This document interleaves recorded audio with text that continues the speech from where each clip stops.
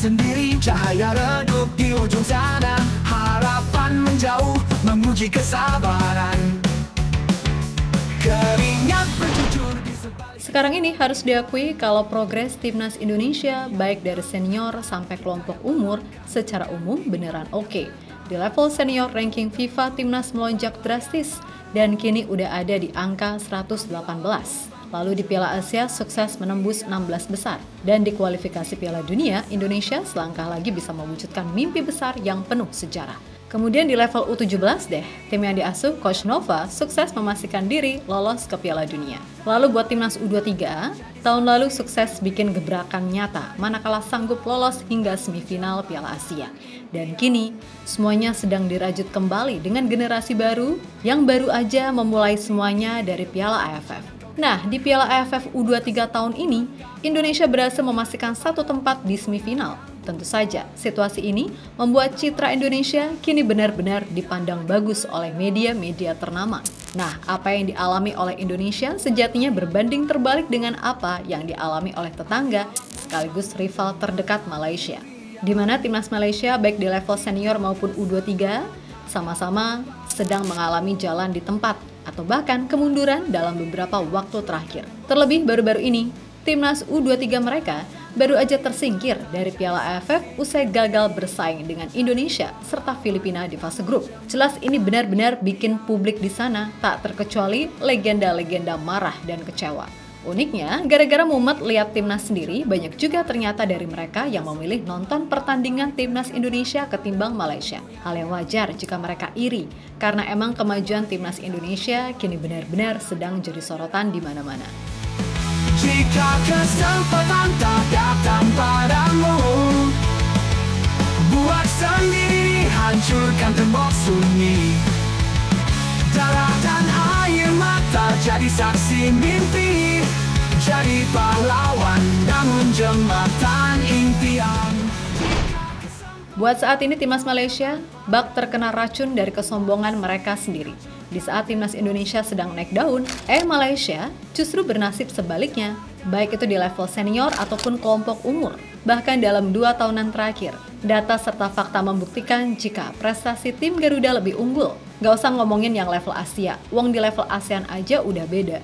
Ya gimana, di saat Indonesia sekarang udah terbiasa tanding melawan tim-tim besar Asia, Malaysia dengan pedenya bilang kalau mereka yang terbaik di ASEAN hanya karena berhasil ngalahin Vietnam di kualifikasi Piala Asia beberapa waktu yang lalu. Tapi ya udah sih, tak apa, biarkan mereka senang pula, kan gitu. Nah, terbaru di Piala AFF U23, lagi dan lagi publik Malaysia dibuat dongkol sama timnasnya sendiri. Gimana enggak? Datang dengan status salah satu unggulan juara serta dijagokan minimal tembus semifinal.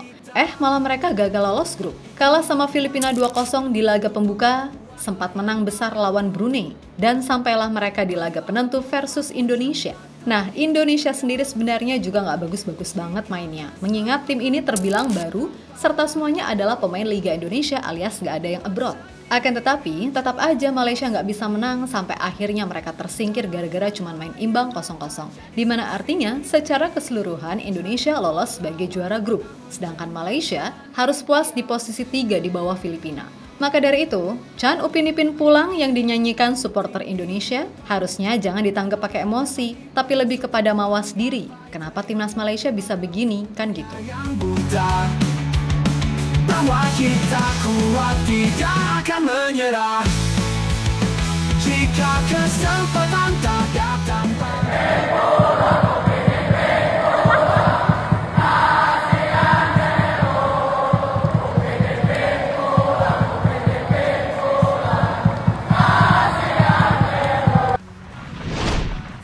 Ya, berkaca dari ini semua, wajar jika publik Malaysia kini benar-benar muak dengan timnasnya sendiri. Nah, yang bikin unik, kini banyak netizen Malaysia yang secara terang-terangan mengkritik timnasnya sendiri dan lebih memilih nonton pertandingan timnas Indonesia. Tentu saja ini bukan tanpa alasan, selain timnas senior. Permainan timnas kelompok umur Indonesia dirasa juga lebih bagus ketimbang timnas mereka.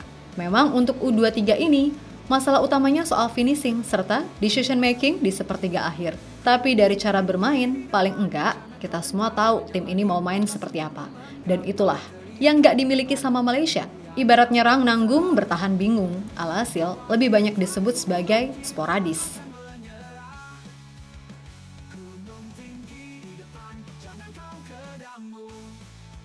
Setiap langkah berat adalah mantra, setiap nafas adalah doa dalam raga. Ketika dunia meremehkan kita, itulah waktu untuk mengubah sejarah.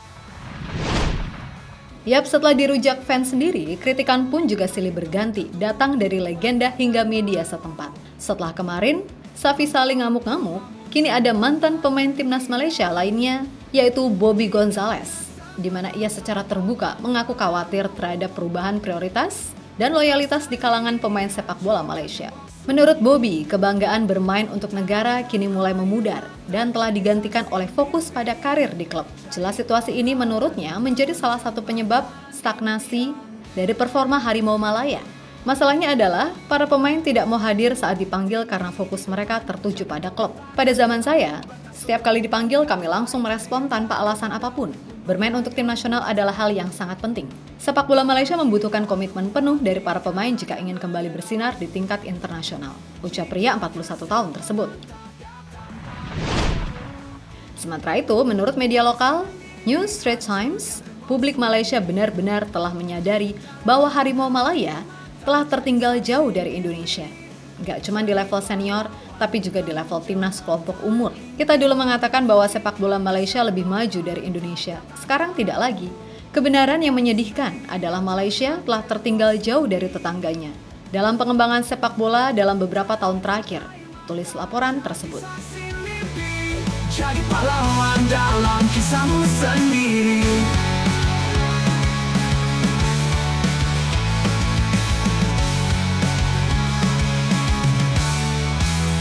Gunung tinggi di depan, jangan kau gentar, hanya langit batas untukmu menggapai. Teriakan kepada dunia yang buta bahwa kita kuat, tidak akan menyerah. Gunung tinggi di depan, jangan kau kedammu. Setiap langkah adalah mantra. Di sisi lain, soal babak semifinal, Indonesia sendiri telah dipastikan akan bertemu Thailand. Jelas ini adalah lawan yang berat bila berkaca dari histori yang ada.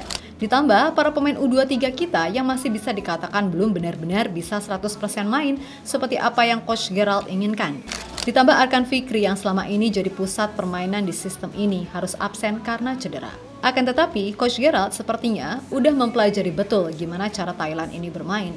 Ya maklum, Abah yang satu ini pastinya masih buta dengan peta kekuatan tim di Asia Tenggara. Namun, itu jelas bukan alasan. Dan itulah kenapa kemarin mengirim sang asisten Frank Van Kempen untuk hadir langsung di stadion menonton match antara Thailand versus Myanmar.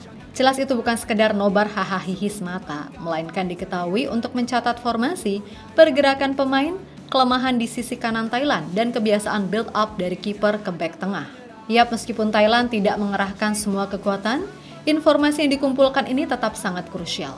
Setidaknya, kini timnas tahu siapa pemain Thailand yang wajib dikawal ketat, siapa yang sering kehilangan bola, dan kapan mereka paling rentan diserang balik. Kemudian paling enggak, tim pelatih punya gambaran seperti apa cara Thailand ini main. Yang kita tahu, gaya mainnya dari tim junior sampai senior itu sama, yaitu build up dari bawah dengan main umpan pendek. Lebih lanjut, timnas U23 Indonesia sendiri sebenarnya juga memiliki sejumlah keuntungan yang dapat membuat taktik pelatih Gerard van den Berg lebih matang saat menghadapi Thailand. Pertama, soal kondisi fisik lebih prima. Tentu, dengan jeda lebih panjang, pemain Garuda Muda punya waktu ekstra buat pemulihan. Kedua, jelas persiapan taktik lebih matang. 4 hari persiapan jelas menjadi sesuatu yang berharga di turnamen seketat ini. Dan Coach Gerald diketahui akan menggunakannya buat mengasah skema alternatif, mematangkan transisi bertahan ke menyerang, dan melakukan simulasi duel udara yang jadi salah satu kekuatan juga milik Thailand. Saya kira 4 hari ya 4 hari, ini adalah turnamen dan setiap 3 hari kami bermain. Sekarang ada 4 hari. Lebih lama sehari, itu sudah jadi perbedaan besar. Kami akan coba mempersiapkan diri, ujar Van den Berg dikutip dari bolasport.com. Kemudian yang ketiga jelas rotasi pemain lebih terencana. Yang keempat adalah keunggulan mental dan fokus. Bermain dengan kepercayaan diri tinggi setelah menang dramatis lawan Malaysia. Ditambah atmosfer latihan yang lebih rileks, membuat para pemain Garuda lebih tajam secara mental. Gak cuma itu, fokus untuk satu laga penuh sudah dipersiapkan dari jauh-jauh hari. Berkat laporan dari Frank van Kempen. Terus yang kelima yakni main di kandang sendiri. Kemungkinan supporter yang datang minimal akan seramai kemarin, apalagi ini babak semifinal dan lawannya Thailand. Maka dari itu, dukungan supporter di stadion setidaknya bisa jadi motivasi tambahan buat pemain untuk lebih habis-habisan memberikan segalanya di atas lapangan. Namun dari semua itu, Coach Gerrard kembali lagi menekankan pentingnya sikap rendah hati. Dan itu ia tunjukkan dalam wawancara terbaru terkait persiapan melawan Thailand. Saya tahu Thailand kuat, mereka punya sistem yang baik dan beberapa pemain cepat. Tapi saya percaya pemain saya juga belajar banyak dari laga-laga sebelumnya. Ujarnya penuh kehati-hatian. Yap, terlepas dari apapun, untuk Malaysia dulu deh. Sebenarnya yang bikin Malaysia mundur, ya diri mereka sendiri. Serangkaian kebijakan ambisius tanpa pikir panjang termasuk naturalisasi yang ujung-ujungnya cuma bawa bencana. Sebab berbeda dengan Indonesia yang kini mengedepankan pemain keturunan berkualitas dan sesuai kebutuhan. Malaysia ini terkesan sporadis dan asal ambil aja. Apalagi pemain yang dinaturalisasi adalah mereka yang cuma main di Liga Malaysia. Selain itu rata-rata pemain yang dinaturalisasi Malaysia banyak yang sudah sepuh dan habis masa prime-nya. Kemudian juga soal pengembangan pemain muda. Di sana juga 11-12 sama Indonesia sebenarnya. Cuman yang bikin beda, adanya program naturalisasi kini benar-benar bikin pemain muda Indonesia jadi lebih terpacu untuk bisa bersaing. Dan buat Indonesia, semoga apa yang terjadi dengan Malaysia bisa jadi pelajaran penting. Jangan sampai segala apa yang udah dibangun sejauh ini jadi terbuang percuma dan kembali ke era lawas di mana timnas sama sekali nggak berdaya di kawasan Asia. Untuk itu, pertahankan dan kembangkan yang sudah ada. Kemudian jika sudah, ayo sama-sama kita semua menjaga agar progres timnas Indonesia semakin maju, kan gitu. Dan semoga aja kualitas sepak bola Indonesia secara menyeluruh, baik dari sisi teknis maupun non-teknis, juga bisa meningkat. Kalau semuanya bisa terpenuhi, percaya deh, sepak bola Indonesia bisa kok bersaing secara konsisten dengan Jepang, Korea, Iran, dan negara-negara kuat Asia lainnya. Nah, khusus untuk timnas U23 sendiri, dah fokus aja laga per laga. Perbaiki apa yang kurang dan tingkatkan apa yang perlu ditingkatkan. Passing, kontrol, pengambilan keputusan, visi bermain, serta etos kerja.